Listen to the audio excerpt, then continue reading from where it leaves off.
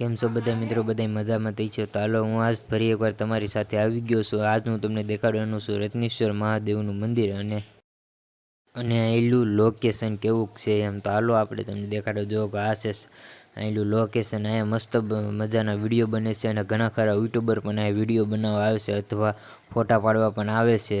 અને અત્યારે વાગ્યા છે સાંજના 3 અને 3 વાગે અમે આવી ગયા છીએ અહીંયા વિડીયો બનાવવા આવ્યા હતા સ્પેશિયલ. અને તમને જો અહીંનું લોકેશન સારું લાગે ને તો જરાક કોમેન્ટ કરી દેજો. ચાલો તો આપણે જઈએ.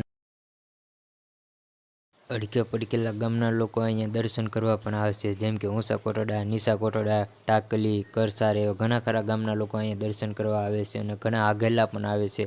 અને અત્યારે અત્યારે મંદિર બંધ છે. અત્યારે જ્યારે ખુલ્લું હોય ત્યારે હું પાછો એક નવો બ્લોગ બનાવીશ. અત્યારે જો બંધ છે.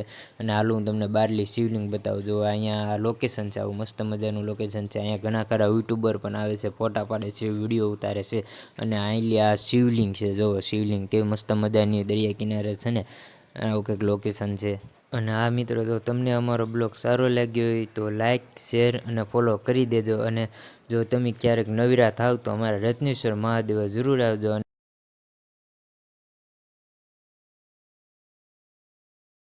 અને હા મિત્રો, ફરી એકવાર લાઈક અને ફોલો કરવા ન ભૂલતા. બધાને જય માતાજી.